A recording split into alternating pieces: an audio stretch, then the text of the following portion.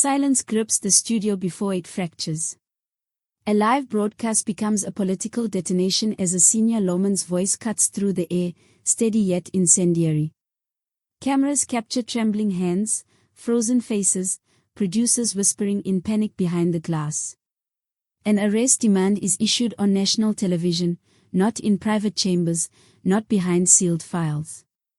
Within minutes, corridors of power erupt into emergency calls, denials collapse, and a separate investigation mutates into something far more dangerous. Documents begin to surface, alliances begin to crack, and a question echoes across the country: was this an act of courage, or the opening shot of a political war no one can contain? The studio is sealed in artificial calm, washed in white light and rehearsed neutrality. Cameras glide silently across the set as the broadcast ticks forward, every second controlled, predictable, restrained. Then the tone fractures. Mkhwanazi's posture stiffens. His voice, measured but unyielding, cuts through the air with a declaration no producer anticipated. The demand for Julius Malema's arrest lands without warning, detonating the fragile balance of live television. Behind the glass, producers surge from their seats. Headsets crackle with overlapping commands. An anchor's hands tighten around the desk, eyes flicking toward unseen cues that never arrive.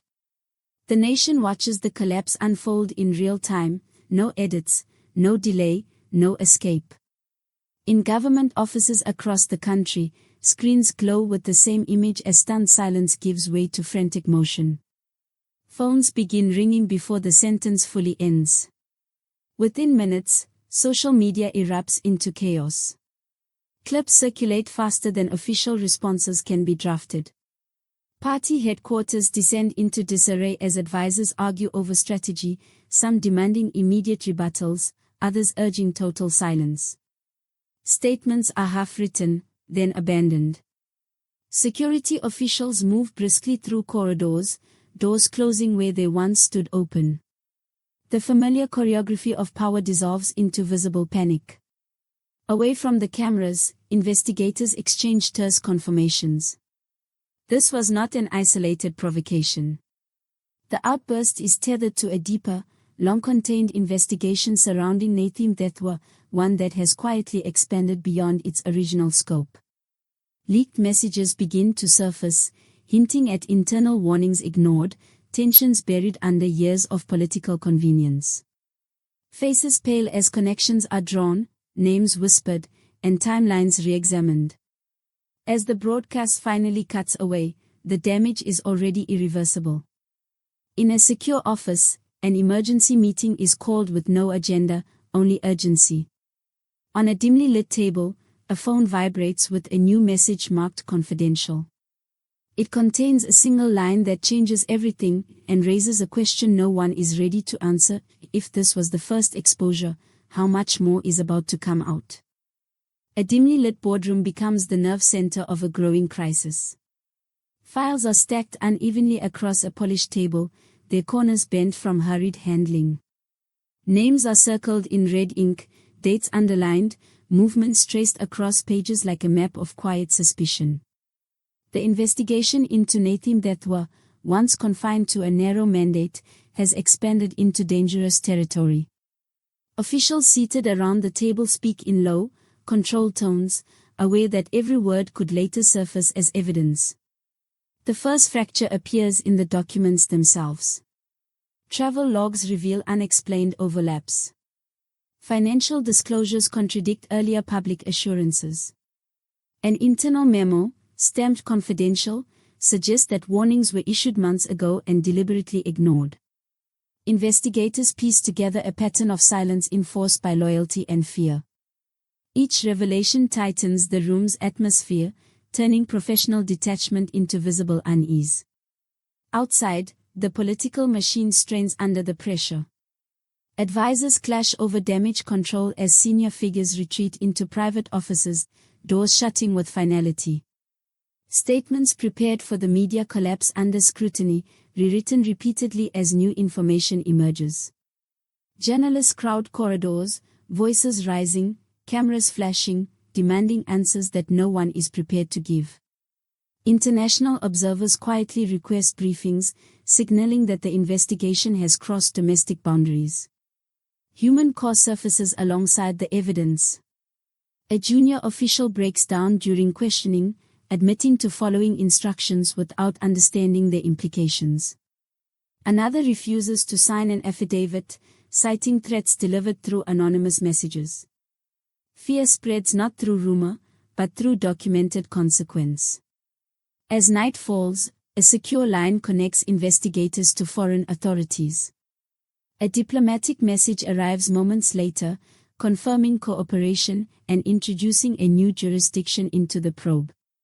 In the silence that follows, one investigator turns a page and freezes. The final document links the investigation directly to figures previously considered untouchable. The question hangs heavy in the room: if this file becomes public, who will move first to stop it? Cameras flash relentlessly as Julius Malema steps into view, his expression controlled, his posture defiant. The public image is carefully constructed: measured statements, firm gestures, a declaration of political persecution delivered with practiced confidence. Yet beyond the microphones, a different atmosphere unfolds. Inside secured offices, legal advisors huddle around a long table, documents spread wide, voices hushed but urgent. Timelines are cross-checked, past speeches replayed, financial records re-examined for vulnerabilities that can no longer be ignored. Within the party, fractures deepen by the hour. Senior figures argue behind closed doors, some urging an aggressive counteroffensive, others warning that escalation could expose buried truths. Phones vibrate incessantly as regional leaders demand guidance, their messages laced with anxiety and disbelief. A once disciplined structure shows signs of strain, loyalty tested by fear of association. Statements issued in the morning are quietly walked back by afternoon, their contradictions fueling further suspicion. Investigative pressure intensifies. Archive footage resurfaces, revealing inconsistencies between earlier denials and newly emerging evidence. A leaked legal brief suggests that the arrest demand was not symbolic, but grounded in material already reviewed by prosecutors. International media outlets amplify the scrutiny, framing the moment as a critical test of institutional integrity. Diplomatic cables circulate, noting concern over stability and the rule of law. Away from the spotlight, the emotional toll becomes visible. A longtime ally refuses a late-night call, signaling a silent withdrawal. Staff members exchange glances heavy with doubt as contingency plans are drafted for scenarios once considered unthinkable. The protective shield of political rhetoric begins to thin. As midnight approaches, a confidential message arrives on an encrypted channel. It contains a single warning from an unexpected source, hinting that Malema's case is only one thread in a far wider exposure. The implication is unmistakable: if this strand unravels, the entire fabric may tear apart. The corridors of power are no longer orderly passageways but narrow channels of urgency and distrust. Fluorescent lights hum over hurried footsteps as senior officials move between offices without acknowledging one another. Security presence doubles, doors are sealed, and once routine access is abruptly revoked. Inside a secure conference room, an emergency meeting convenes with no press release, no agenda, and no consensus. Faces around the table are drawn, eyes fixed on documents that refuse to stay contained. Competing narratives collide almost immediately. One faction insists on controlled transparency, arguing that limited disclosure could contain the damage. Another demands total silence, fearing that any admission will trigger legal consequences. Voices rise, tempers fray, and the illusion of unity fractures under pressure. Advisors interrupt with urgent updates: another leak confirmed, another journalist demanding comment, another international inquiry requesting clarification. Each development erodes confidence further. Investigative materials circulate faster than official responses. A draft statement is abandoned mid-sentence when a new document surfaces, contradicting its claims. Screens display headlines changing by the minute, markets reacting to uncertainty, diplomatic partners issuing carefully worded expressions of concern. The moral architecture of leadership begins to crumble as self-preservation overtakes collective responsibility. Human exhaustion seeps into every exchange. An aide rubs trembling hands together while waiting for instructions that never come. A senior official stares at a phone, unread messages stacking higher, each one carrying potential fallout. In a side room, a whispered conversation turns to betrayal, accusations cutting through the air with finality. Then the room falls silent. A trusted operative enters, pale and breathless, carrying an unverified report of an imminent resignation tied directly to the investigation. No one moves. No one speaks. If confirmed, it would signal the first public collapse from within. As the meeting adjourns without resolution, a single question lingers in the empty corridor: is this the moment the system begins to consume itself? Dawn breaks over a country braced for irreversible consequences. Newsrooms pulse with controlled chaos, producers issuing rapid instructions as anchors struggle to maintain composure. Screens display a relentless cycle of officials entering secured buildings, citizens gathered in tense silence, and headlines shifting with every verified detail. What began as a single televised shock has now hardened into a national confrontation with power itself.